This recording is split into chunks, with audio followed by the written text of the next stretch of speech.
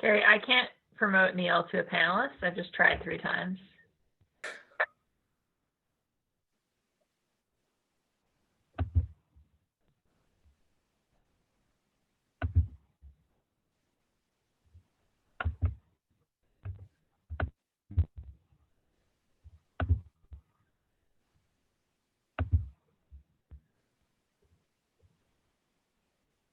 I tried 3 times as well. It won't let me promote him either.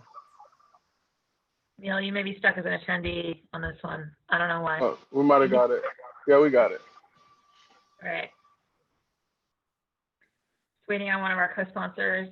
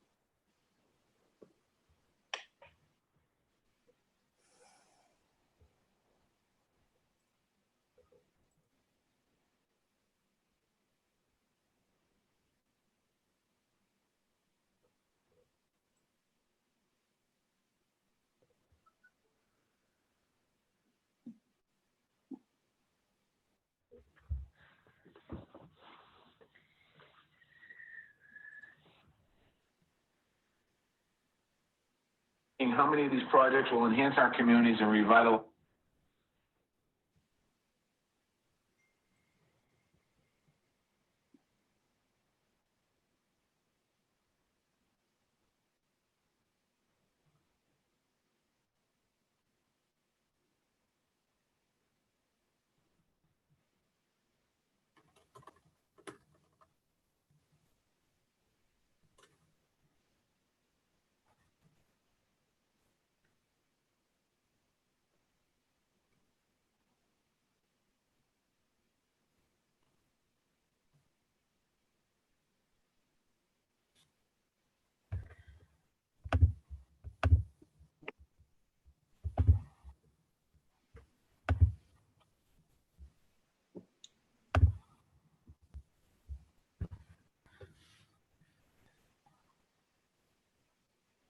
Sorry about that.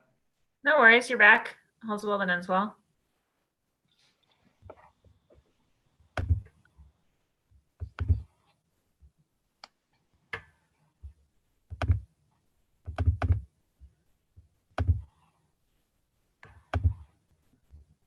Yeah, it seems to be very finicky today. I'm trying to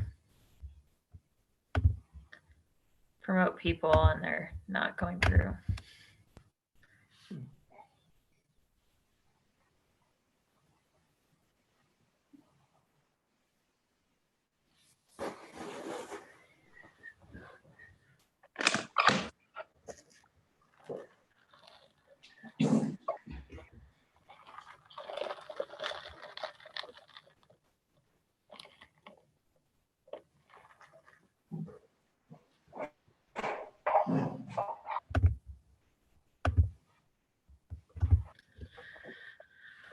Let me just text Counselor Edwards.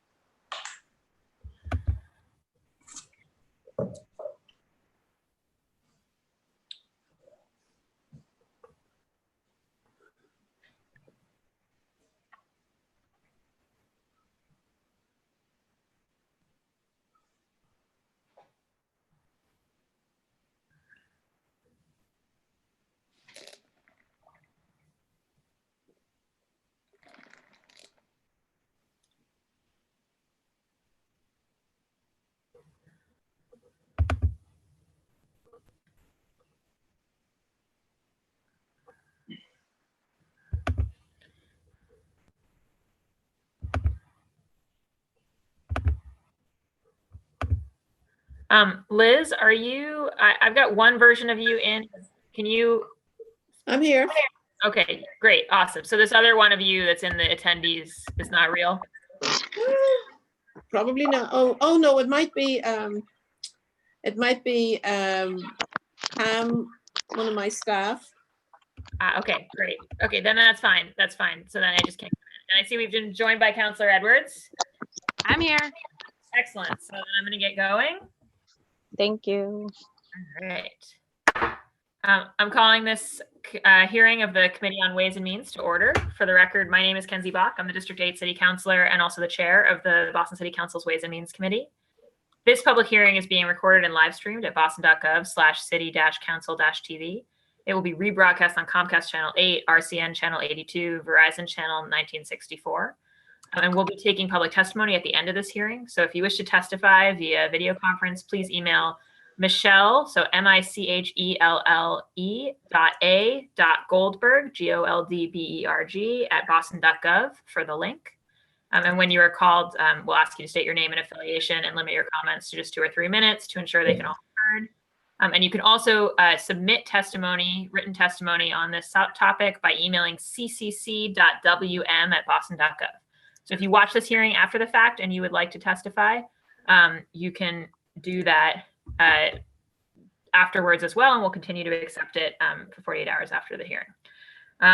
Today's hearing, let me just ask staff if somebody could send the counselors the Zoom link on this. I've had a few requests just now.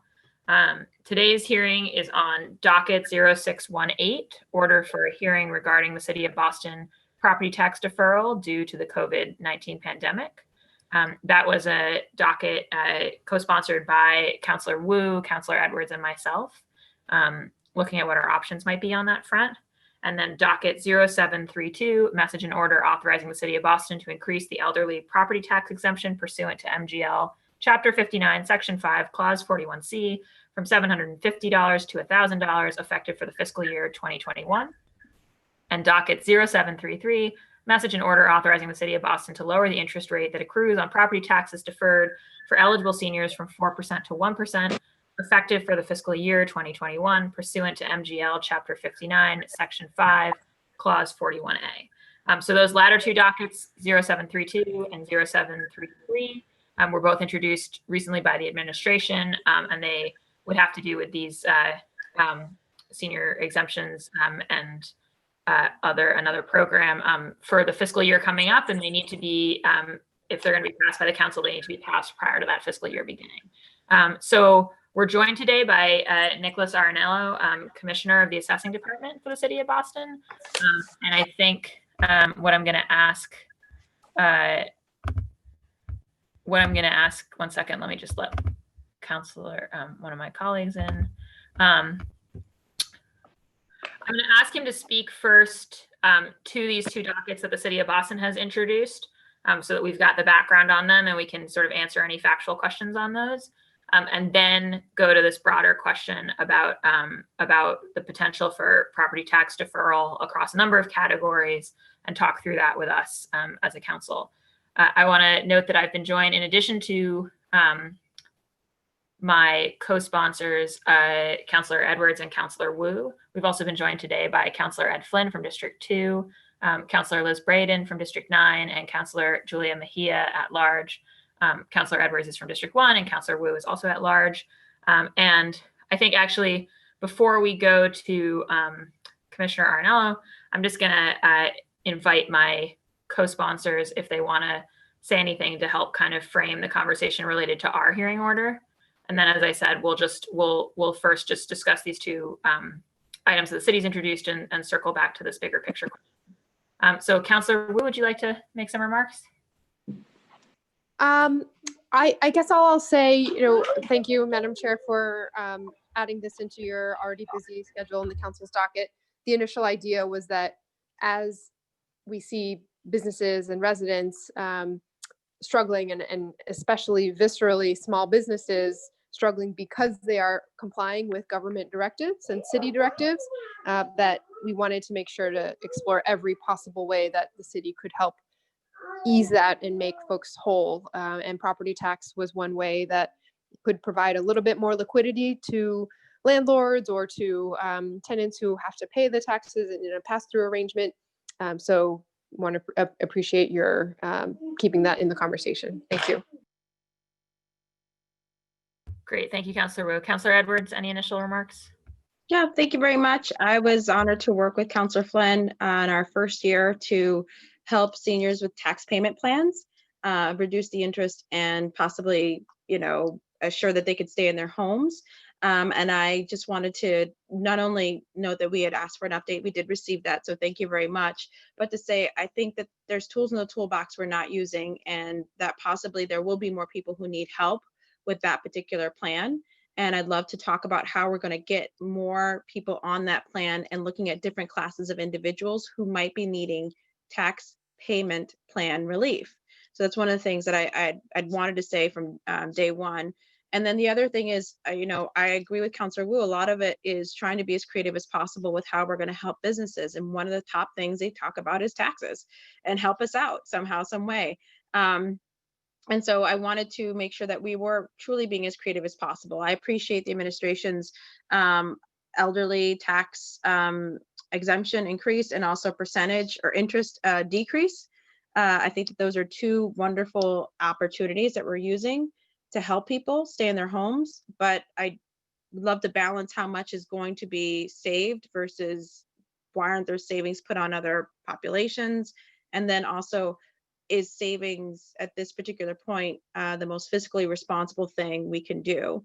So those are the questions I have. I really appreciate you being here. I'm so sorry. Is it Chief Commissioner of Assessing? Commissioner. Commissioner.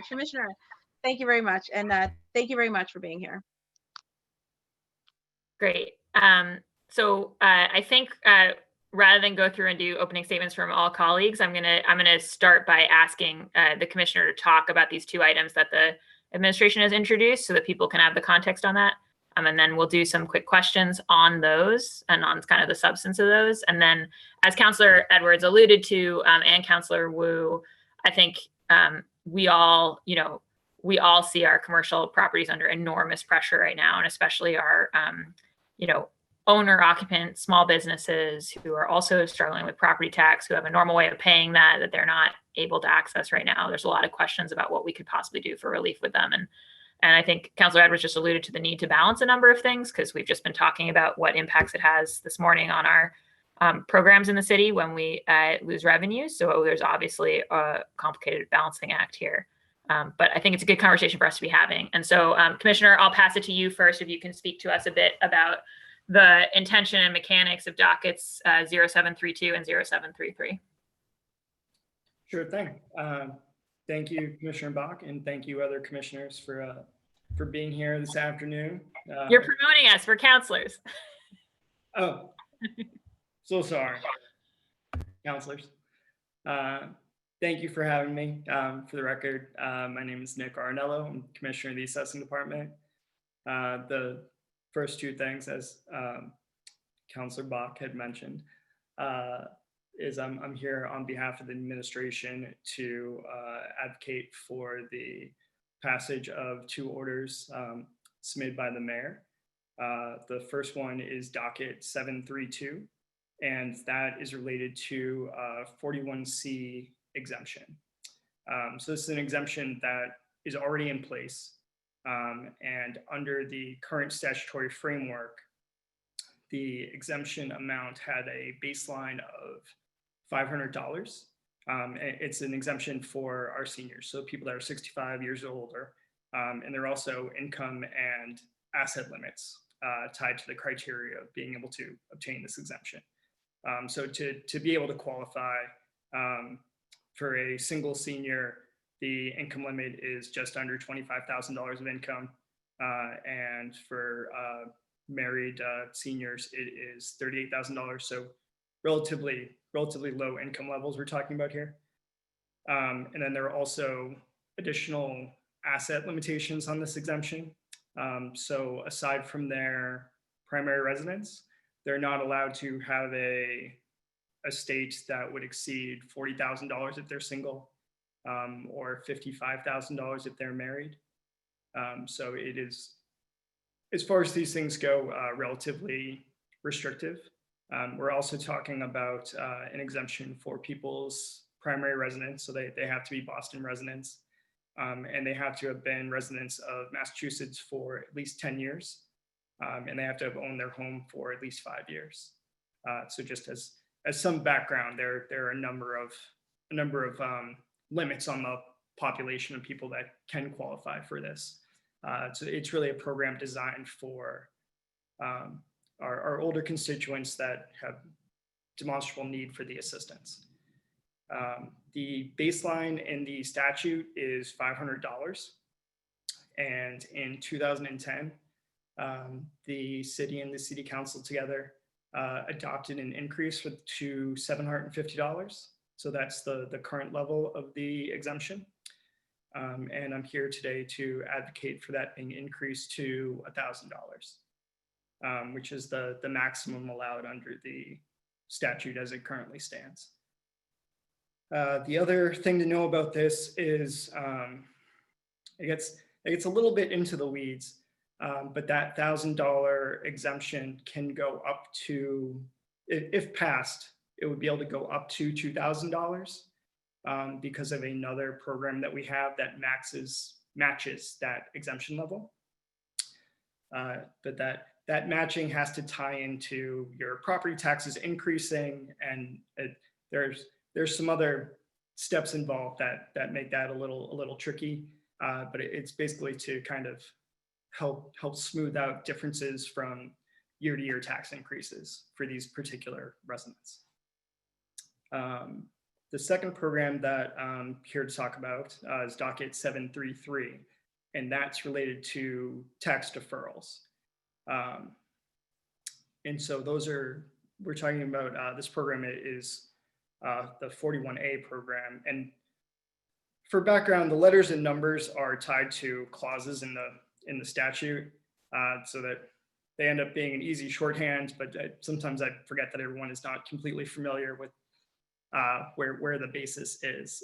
So when I say 41C and 41A, I'm talking about specific clauses under Chapter 59 of the Massachusetts General Laws. So it's Chapter 59, Section 5, Clause 41C, Clause 41A. So the 41A Deferral Clause allows residents of the city that are 65 years or older, have also owned their home for at least 5 years and been Massachusetts residents for at least 10. And they're also income limits for that as well. They're a little bit higher. It allows them to defer their taxes, and the deferral is until they either no longer own their homes for whatever reason, or until the amount of taxes deferred is equal to approximately 50% of that property value. So there are a couple caps in place. The statute allows for an 8% interest rate. That's the introductory level. The city and the city council adopted a lower interest rate of 4% back in 2007. And I'm here today to advocate to have that interest rate drop to 1%. It's also important to note that anyone who entered this program before fiscal year 2001, those taxes are deferred at the rate that was in effect during that time period.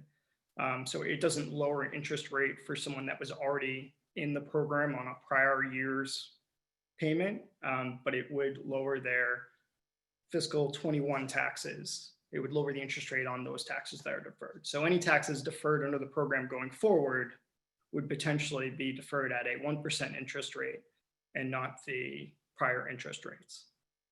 So it's not retroactive.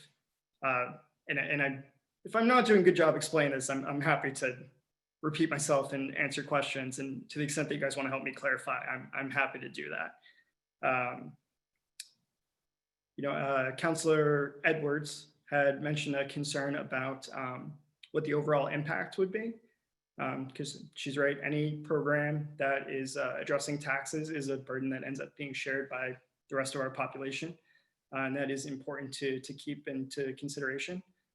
So we are still processing fiscal year 20 applications. So I don't have final numbers there. I have final numbers for 2019, and they should be about the same level. So for 2019, the 41C program had just over 590 participants who qualified. And so that was a total exemption of just around $583,000 in tax dollars. And then for the 41A deferral program, in fiscal year 2019, we had 31 participants. And so that was deferring just around $167,000 in taxes. Deferrals, they're a little more complicated. You have to enter into an agreement. You have to get your bank to sign off on the agreement if you have a mortgage, something like that. So it ends up being a less utilized program, but an important program. And usually the people that enter into it have a real need for it. Great. Thank you, Nick. I was wondering if you could just, what is the idea of this? I mean, what's the, like, I assume that it's related to the COVID situation, et cetera, but sort of what's the administration's reason for bringing forward these two matters now? Yeah, so there's definitely a tie into to the current health pandemic and just kind of the economic burden that has come out of that. But I think there's also kind of a broader tie into trying to recognize populations within the city that have been struggling a little bit and maybe been longer term residents, had their property values increase dramatically. And so then their costs associated with those properties are increasing, but they're, on fixed incomes and, maybe they don't want to leave the city, but we don't want taxes to be what drives them out. And so that's also a factor. And the deferral interest rate, I think back in 2007, when we lowered it to 4%, that was a pretty solid interest rate for someone to get at that point in time. And since then, interest rates have been dropping a lot. And so 4% doesn't seem as generous as it did back then. And so we wanted to kind of be more in line with some other surrounding communities and interest rates that they're providing for this particular program. So I believe like Cambridge and Brookline have like a 1% interest rate for this program. Mm-hmm.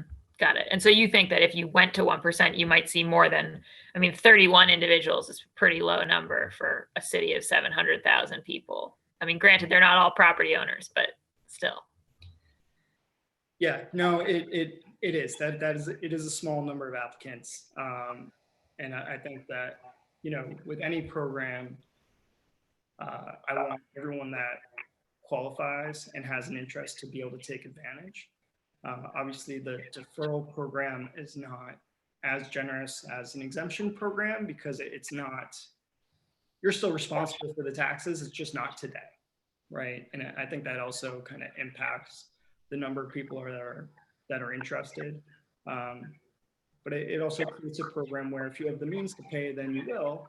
But if you don't, and taxes are what's going to make that difference for you, you can put them off a little bit and not have that be an extra stressor on you. Great. Okay, I'm going to go to colleagues and I'll just say, let's just make this a round of sort of technical questions on these things we want to understand about these two, so that, because I know we want to have a broader conversation with Nick about possibilities on property tax deferral, but just quickly want to get people clarity on these. So I'll go to my co-sponsors first and then to folks in order of arrival. So Councillor Wu. Thank you. Just curious, yeah, those numbers were quite striking to me in terms of the uptake or lack thereof. Commissioner, what do you think? Is there an estimate of the total universe of eligible residents for these programs, and just to understand what the 31 is sort of in the context of? Yeah, there's not, we've been trying to figure out a good way to kind of identify what the total population is. And there's not really an easy way to do that because there end up being so many limiters.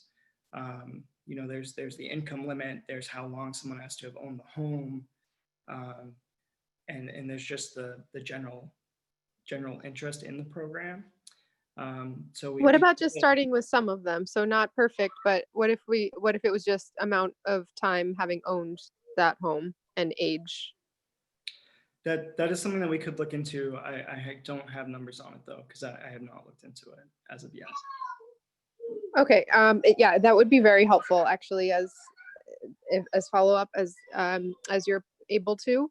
And then, this is an issue, particularly in certain neighborhoods. Every time I am having conversations, it comes up where residents very much feel that they are, what kind of colloquially is described as house rich, cash poor. And particularly for seniors, are there any, maybe not possible, say, remove the current fiscal projections and where we're headed in terms of the economy in the city in this moment, et cetera, et cetera. Just in general, are there programs or possibilities that you could imagine for seniors who have lived in the city for a long time, have, aside from the sort of work off and deferral, what else could we imagine could be possible to help support people who need to stay in their homes, but maybe the property values have gone up so much that the taxes are going up and they can't keep up? Yeah, so, I think that the city and the city council has done a really good job of maximizing what is currently available under state law. So I think what you're talking about would really be brainstorming new ideas and new laws and new solutions, right? Yes, that's exactly what I'm talking about. Right. So that it's kind of like you have the entire universe before you, and so it's a little hard to answer that question as to what a good solution is. I think that's something that we could definitely kind of brainstorm about and talk about more. And I think that that's something that, would involve some of that community outreach and maybe discussing with constituents programs that maybe they've thought of that we haven't thought of. Is there anything you've seen in other jurisdictions or other states even? Not within other jurisdictions in Massachusetts, because we pretty much have every program that we can do, we are participating in. And I think the work off that you mentioned is like one of the more recent examples of a program to try and assist seniors. I don't remember exactly when we adopted it, but I know that I want to say it's within the last 10 years. And I don't know of other programs in other states, but that's a good idea to take a look at those and see if there's anything that other states are doing that we aren't doing. Okay, thank you so much. Thank you, Counselor. Thank you, Counselor Wu. Counselor Edwards? Thank you. I'm particularly curious about the age. If there's any way to allow for us to define seniors a little earlier, that would help, I think, a lot of people to be able to either take advantage of the workforce program, right? That I think would probably offer the most flexibility. Then there's looking at the deferral program. I mean, it's kind of yes and no. You do and don't want people to be able to qualify for this program, right? I mean, the fact that, the ideal would be that people's limited income as they age is enough to pay for the taxes as they may be going up and their limited income isn't, but that's not the world we're living in right now for a lot of seniors. So I understand that essentially being tax-free for a certain amount of time and then having it paid essentially when the transfer happens. Am I correct? Of the property, right? That's how it works, yes, Counselor. Yeah, and so that's at 4%. We're trying to put that to 1% right now. Yep, for any taxes kind of 21 and forward. So for people that are already in the program, those past years would be at the rate that they agreed to. Every year is like a separate agreement. And so every year they have to decide, I want to defer these taxes as well. And if any person falls out or is in default of those programs, who's a senior? So they wouldn't be. That I was going to say, If I they're, don't if they're in think it would default be- and end up in the lien status, then they would then hopefully be caught up by the 62A amendment that Counselor Flynn and I did, where they would be put on a payment plan. Yeah, and we also, so I think for someone to be in default, it would kind of have to be, for some reason, they forgot to apply in a given year. Mhm. And so we do a lot of work and reach out so that anyone who's currently under the program, we Mhm. presume would qualify for the succeeding year as they come up. And so we do a lot of outreach and multiple follow-up conversations to try and encourage people to apply for the program, or at least find out why they aren't if they applied. So let's say someone got the exemption in 19 and they deferred their taxes. Then I know we had a couple of instances where we were getting close to the April 1st deadline before it got moved to June 1st. And so we're doing everything we can to reach out to those people to say like, hey, you know, do you still need to take advantage of this program? We know you did last year. And we're kind of assuming that if someone is in this position where they're deferring their taxes, Mhm. if there's a change, it's because, you know, something happened, they didn't see the application, not that all of a sudden they've decided they don't want to be in the program anymore. One of the exceptions to the program, or you can walk me through confusions that I've heard, is when your property is in an LLC or you've put it into a trust, So and the there- ability to take advantage of these programs. Now, I understood, and this is maybe that as long as you are the benefactor person of the trust or property, you could take advantage. But that has been one of the possible reasons why people don't take advantage of this, is they assume they don't qualify because their property is no longer in their name. It's in the trust for whatever reasons. Right. So in general, because every one of these exemptions, they're kind of slight tweaks in what ownership is considered based on the exact wording of the statute. But generally Right. speaking, if you have a property that is in an LLC, if the LLC is the only owner of the property and it's not an individual as well, the LLC does not qualify for the exemption because it's a business entity, and business entities don't qualify for this type of exemption by state law. And as far as trusts go, the way that there's, again, slightly different wording in some of the exemptions, personal exemptions compared to residential exemptions, but the way that the courts have ruled on both of those exemptions is that to qualify for one of those programs, just for that initial ownership test, you have to have both parts of ownership. So what a trust does, and feel free to cut me off if you know about it or I'm talking too much, but in essence, what a trust does is it breaks ownership up into multiple parts. And so you have a legal owner and a beneficial interest owner. Right. And to qualify for our residential exemption or one of these personal exemptions, you have to have both interests. So you have to be a legal title holder as well as have a beneficial interest in the property. Okay. Now, you don't have to be the legal title holder is the trustee. You don't have to be the only trustee, and you don't have to be the only beneficiary. But if you don't have both of those interests, then you don't qualify for the exemption based on how the wording is and how the courts have ruled on the statute language. And that is again per the state statute, not anything that the city of Boston can do to make less burdensome. No, and we read it as broadly as we can to make sure that everyone who can qualify and meets the criteria does. Very well. We are And- not interested in having people not qualify for exemptions. And then just in terms of outreach, when you send out the tax lien bills, I get them on a quarterly basis and things like that.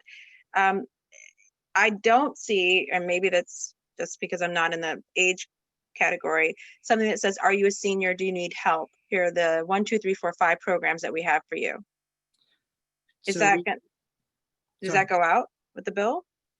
So our third quarter bill, there are a couple different things that we do for outreach. And that's my final question, Madam Chair. I see you would be waving your gavel if you had it. So that's my final question, is honestly the outreach on the bills. That's it.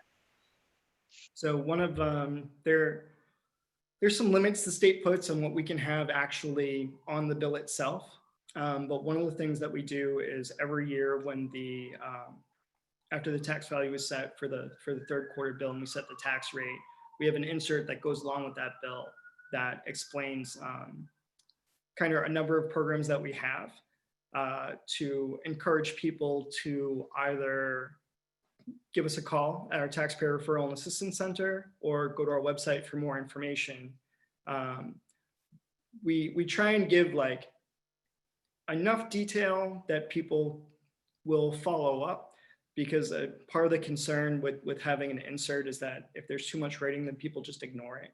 And there are a number of different programs for elderly and for veterans and for active duty military. And so if we wrote out all of the requirements, the font on the single page insert would be microscopic. But we try and get enough information in there to pique interest, so that then people hopefully either go to the city website or reach out to us. We also participate in a number of community meetings and hand out brochures. We actively mail applications to populations that we think might qualify. But I'm always open to new ideas for outreach. So if you have some great ideas and we aren't doing it, let me know and we'll see if we can make it happen. Thank you. Thank you. Great, thank you. Thank you, Nick. I think Councilor Braden may have had to jump off. Councilor Braden, did you have a quick comment or question? Just checking. All right, and let me just check. I think Councilor Arroyo just let me know he doesn't have any questions on this round. And Councilor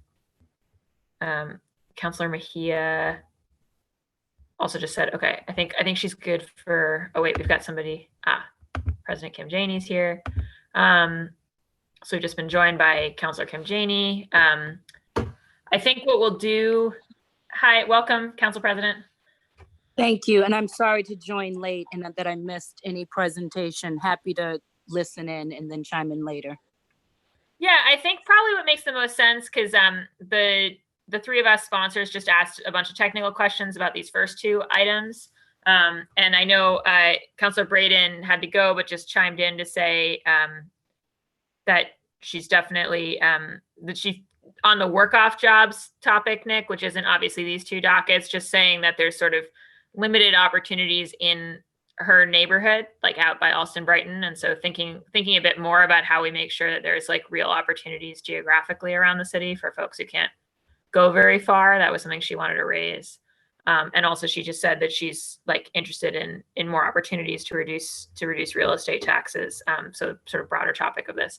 But I think probably what makes the most sense is for us to jump to the broader topic so that we can kind of have a set of questions and discussions related to that. And that'll also be a chance for the council president and other folks to come in. So I wanted to ask Nick if you could speak just at first to Councilor Wu and Councilor Edwards both flagged the fact that, you know, these are narrow exemptions that we've got from the state that we're implementing on the residential side. But I think especially with so many of our small businesses in such duress, there's been a lot of questions and conversations coming about what we could do in terms of property tax relief for them. And I understand that there are some like potential limitations on that. But I, it's definitely a recurring question and issue. So I would love to hear you speak a little bit about it from kind of an assessor's perspective, and then maybe we can ask some questions and try to push on both the question of angles, within the current law, and then to Councilor Wu's point, what the potential angles out, like, if we were going to start from scratch could be. So I don't know if you could just speak a little bit on the commercial side. Sure. All right, commercial conversation one is it's an interesting conversation. And I think, given the current health crisis, it's an important one to have, just because there's a lot going on right now. There's a lot of economic turmoil. And I think it's good to kind of take a look at what we're doing currently, see if there's anything we can do differently in the current framework, and then if there isn't, figure out if there's something we want to do to change the current framework. The quick answer to that is that in the current framework, there's nothing that I'm aware of in the statute that would allow for like a small business commercial exemption. It's not something that we can just kind of implement under the current system. So to the extent that we want to investigate that further, that really becomes a conversation of kind of like any policy question, like who do we want to benefit? What is the end goal that we are trying to achieve? And then how do we get to that end goal? And what criteria do we put in place to make sure that, we are helping who we want to help and that trying to limit unintended consequences. And so not to intentionally push the question back to all the city councilors, but I think it's to kind of have a conversation about assisting small businesses. First, you need to kind of define like what you mean by small business. There's also this kind of inherent problem in property taxes where, to my knowledge, the vast majority of small businesses within the city of Boston don't own their real estate and they're renting their space. Even the vast majority of large businesses don't own their real estate and they rent their space. And so when you're providing relief through property taxes, you are likely not going to get that benefit to those small businesses. Because it's really going to end up going to their landlord or to the bank that has the mortgage on the property.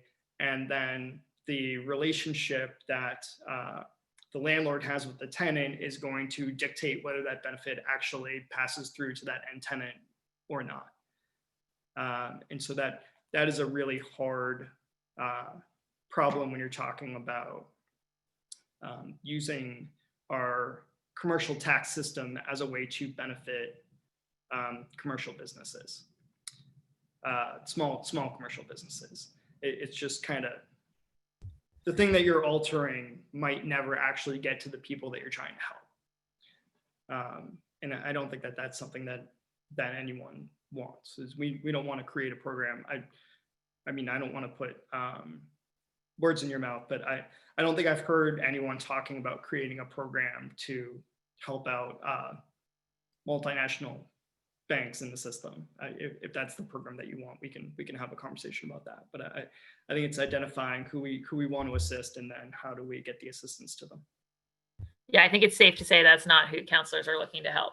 I'm going to slightly out of turn because I had a miscommunication with Counselor Mejia.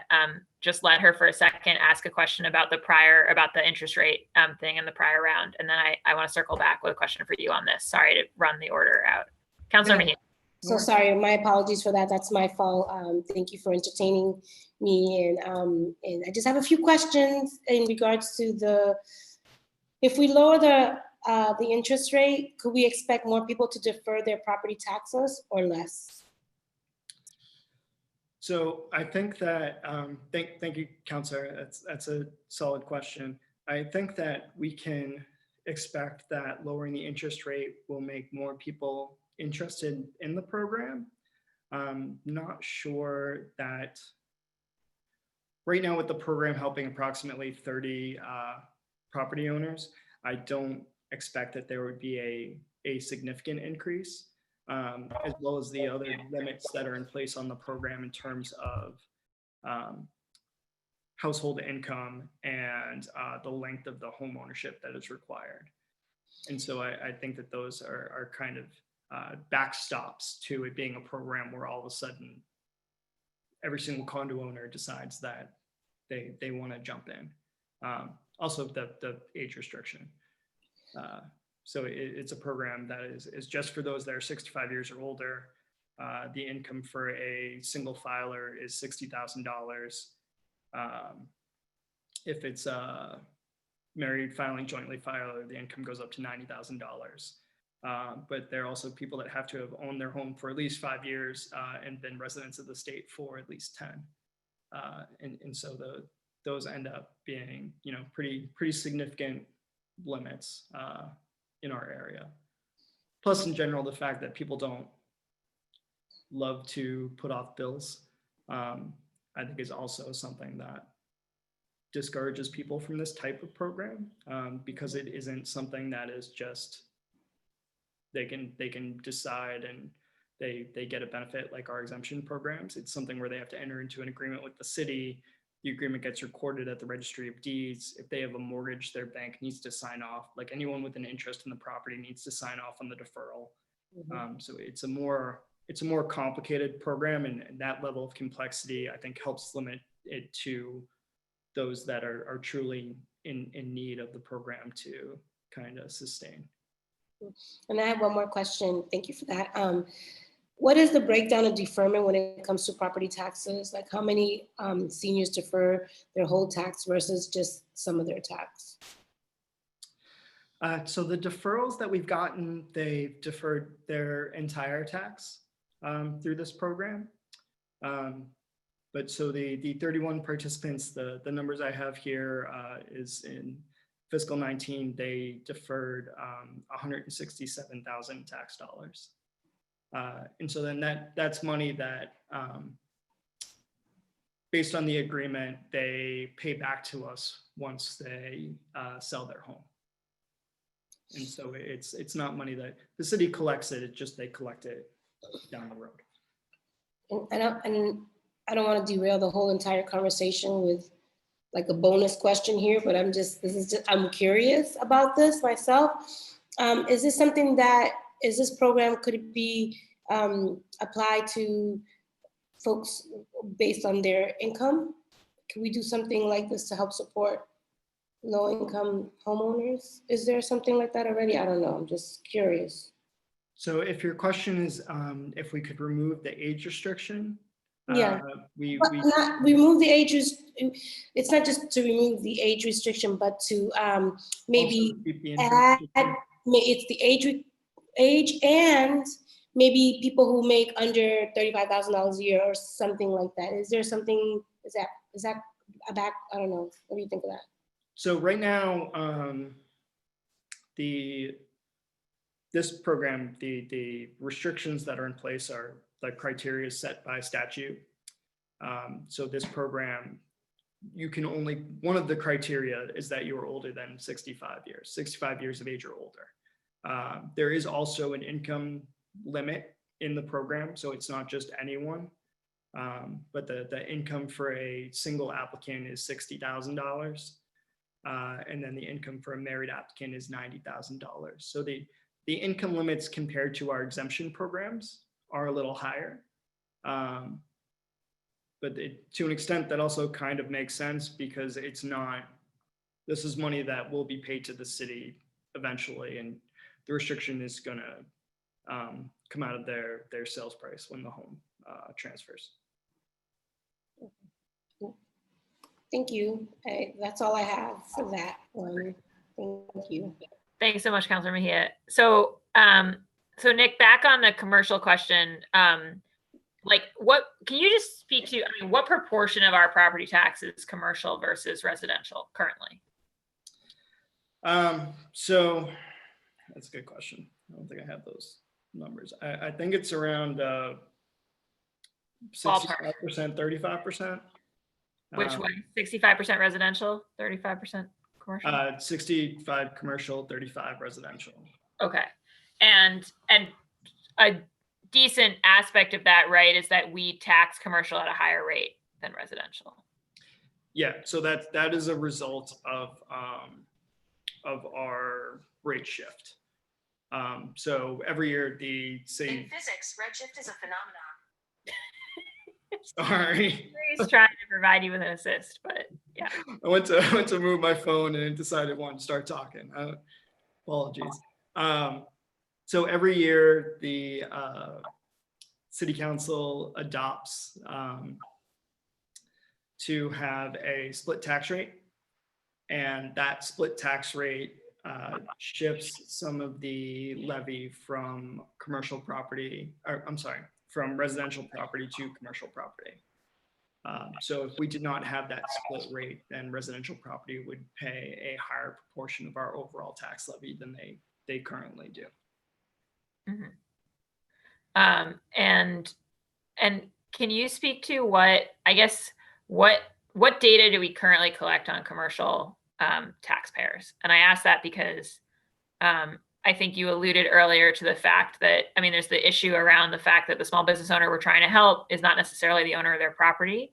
But I think many of us, I know Councilor Edwards and Councilor Wu and I have talked about people who are both the owners and the proprietors.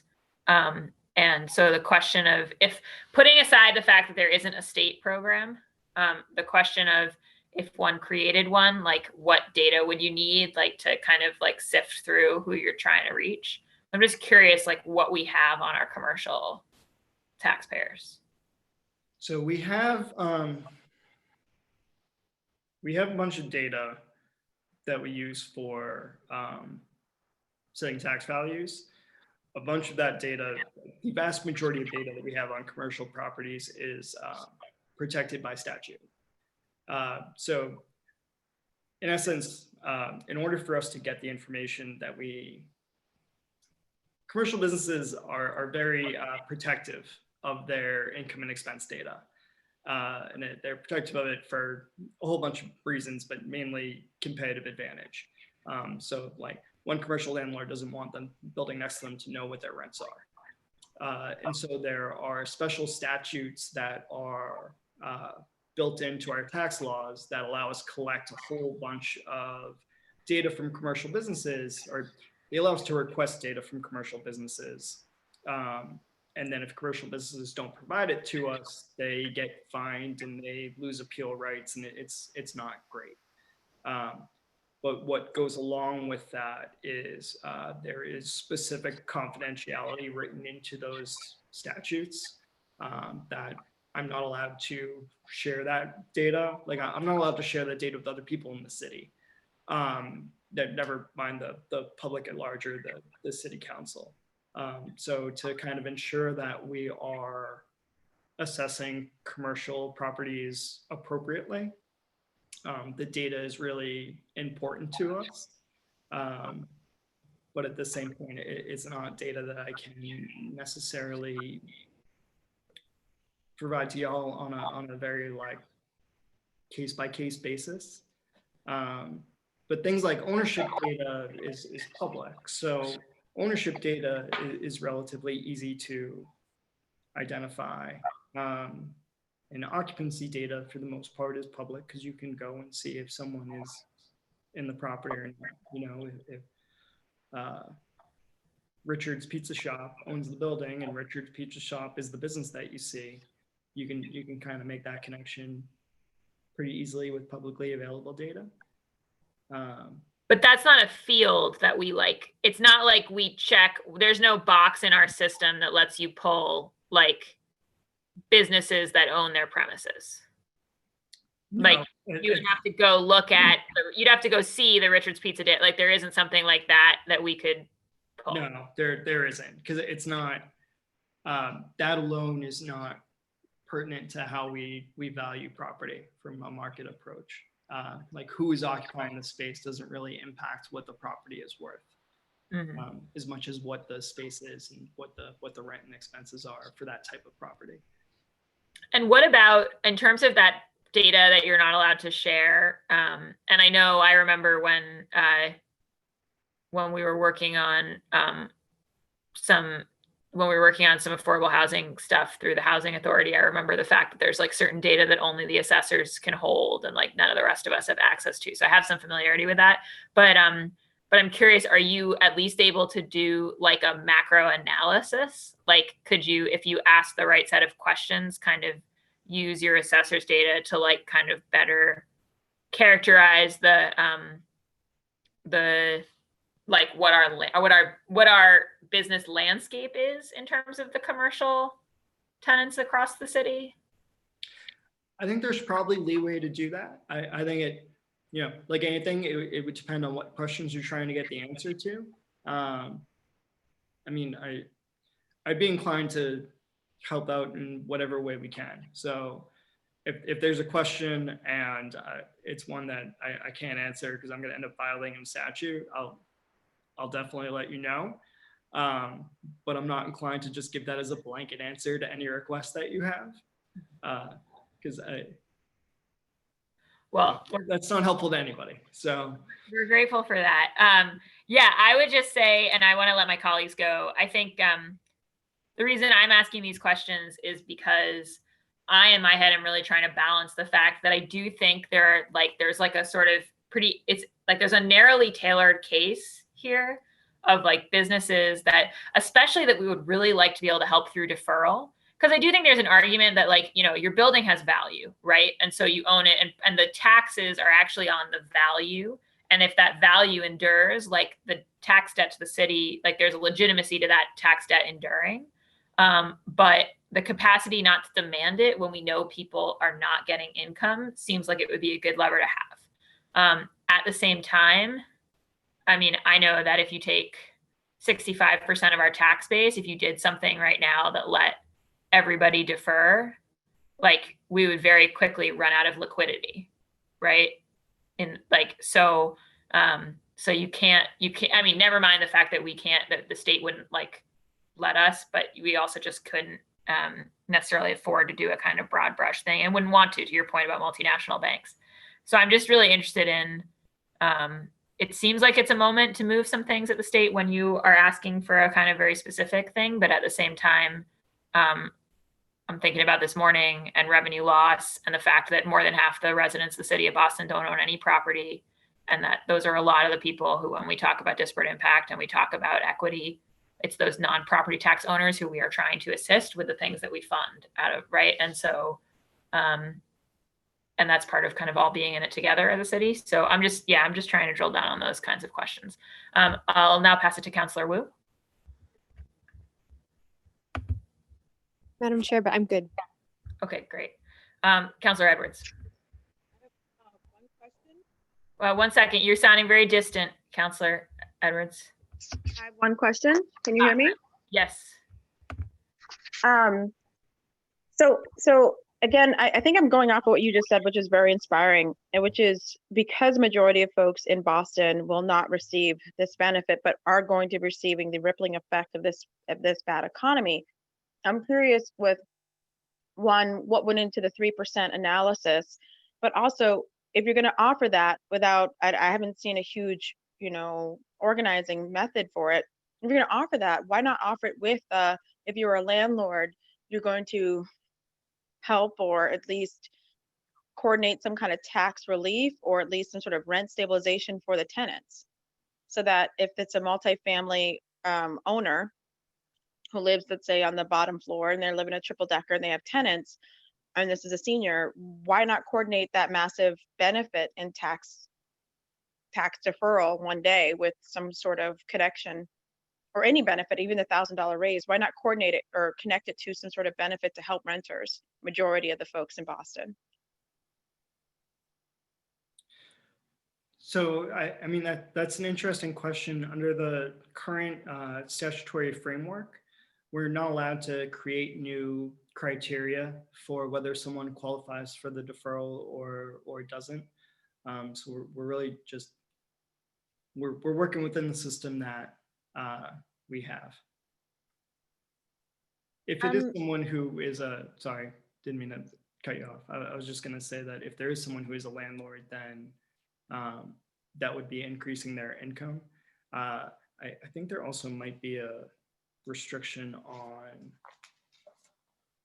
whether they can actually defer those other units, but I would have to check on that.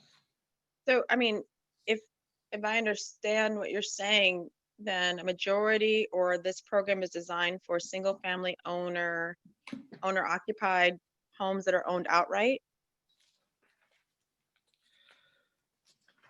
That's the primary benefit. I mean, it could also apply to someone that owns a condo or a multifamily.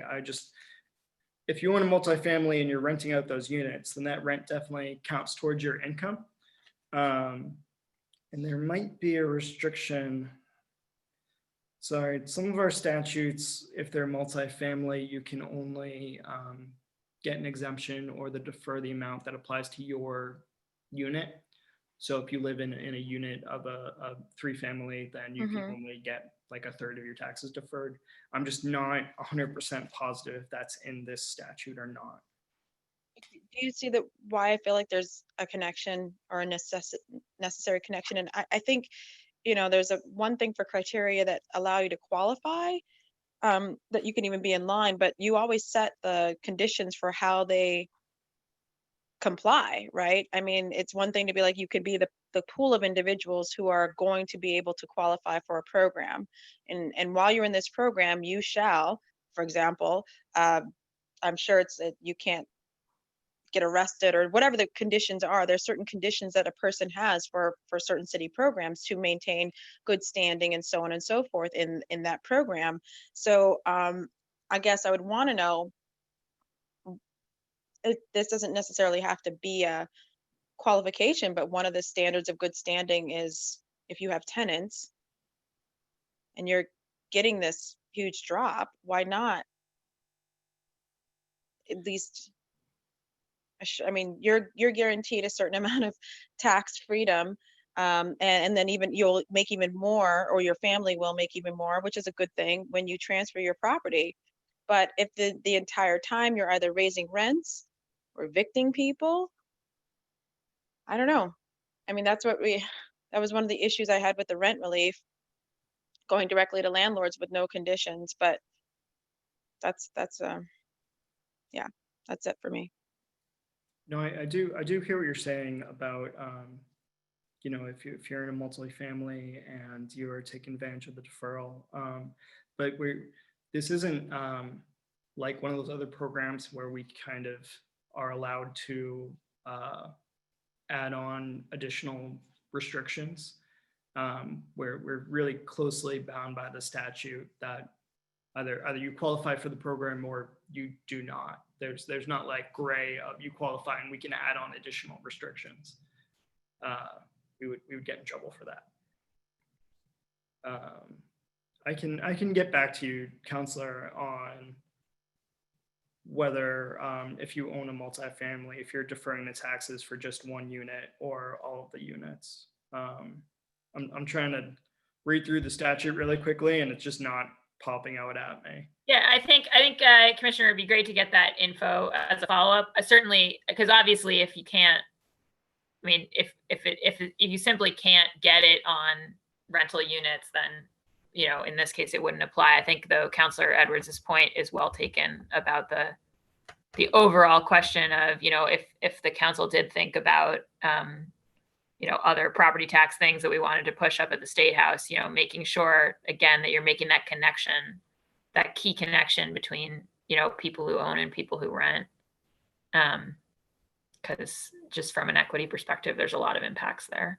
Councilor Edwards, did you have any further questions? No, thank you. I look forward to the information, Commissioner. Thank you.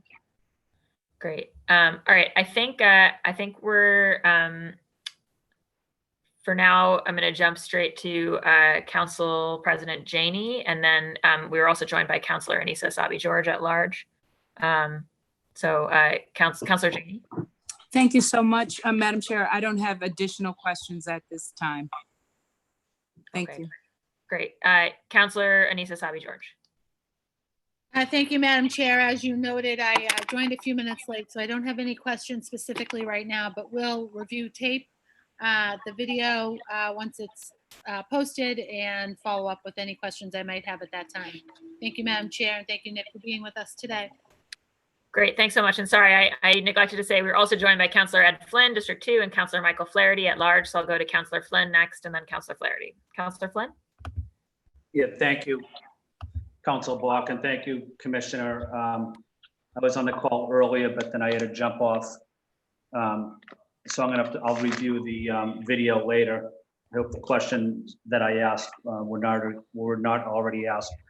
But I just wanted to follow up and Can you talk a little about the program you have for seniors and veterans? How are you going to market your message to make sure as many residents that can get assistance from your office knows about the various programs, such as the senior exemption or the veterans exemption? What are you going to do differently? So I think one thing that we can do this year specifically is as I mentioned, I think in prior city council meetings, this year is a recertification year for us. And so what comes with that is we kind of have a little more communication with the constituents, and we send some additional mailings. And so one of those is a disclosure notice. I think we can take that as an opportunity to send some additional information to people while we're already sending them a notice saying, you know, here are some programs we have. If you qualify for them, please take advantage. You know, we were working with the Boston Home Center in relation to the 62A repayment plan that you and Councilor Edwards have interest in, and we're, I believe, the initial sponsors of, to do some outreach on that to see if there are additional people that might qualify or have interest. And I think the Boston Home Center is a good resource for people that are kind of in trouble to look at all of their options, because there are options for people that aren't just programs from the city or just programs from the assessing department. So we've been working with them. We work a lot with the H Strong Commission to try and get our message to as many people as possible. Because you know, the programs that we've already enacted, I think they're good programs, and the city and city council enacted them so that people can take advantage of them. And so, you know, they need to know about them to take advantage, and I want to make sure that they know about them and that they're doing that. Well, thank you, Commissioner. My final comment is, I was on Broadway in South Boston today, walking around and talking to some of the business owners. Many of them are women, and they're having trouble paying their property tax. What are we going to do to help women-owned companies? What are we going to do to help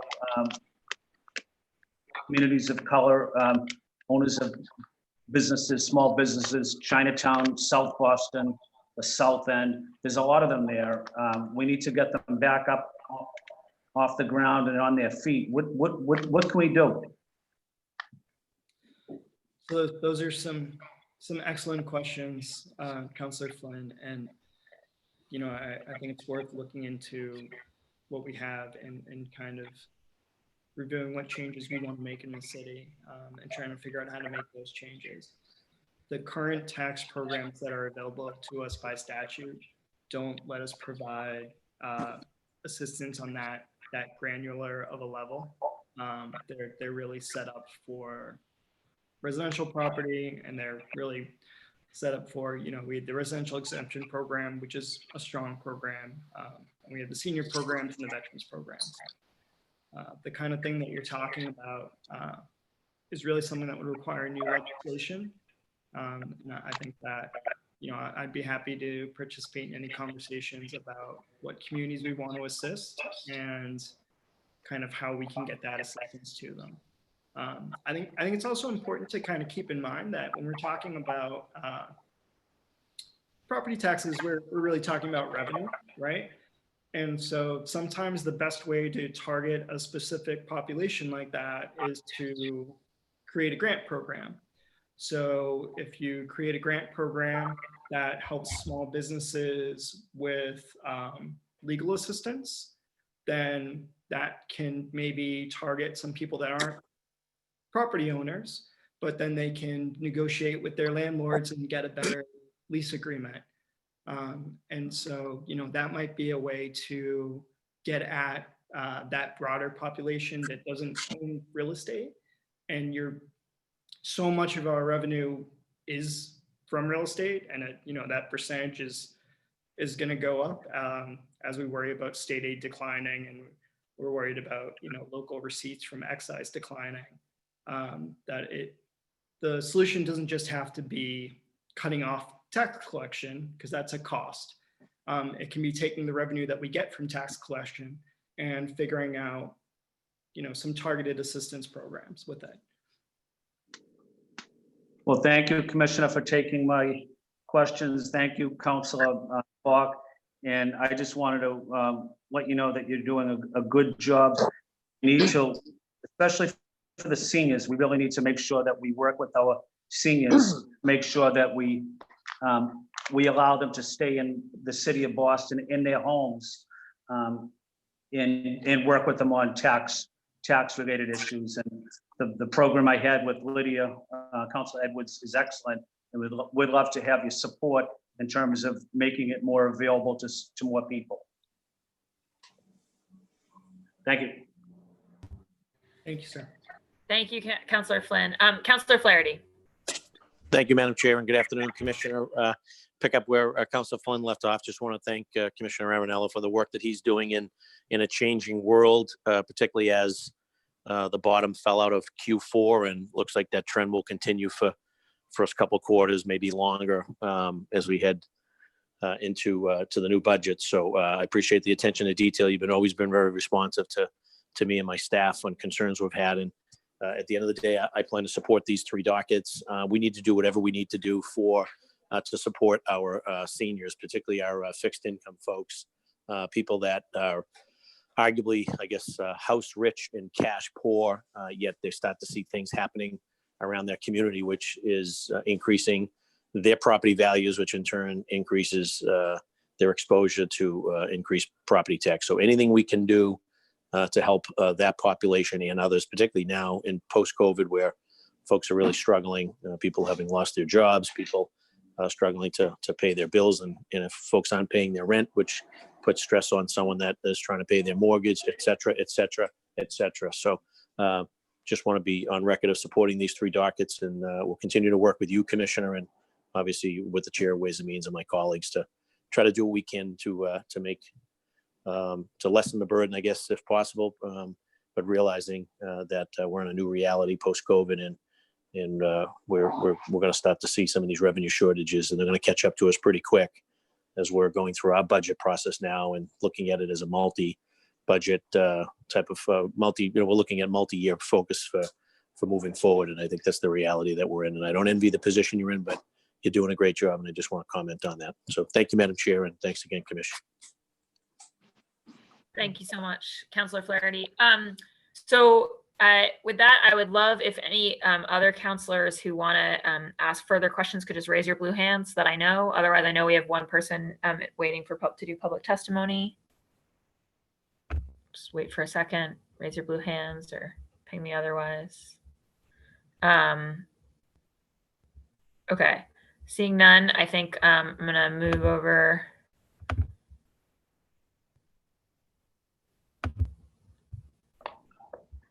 Move over to public testimony.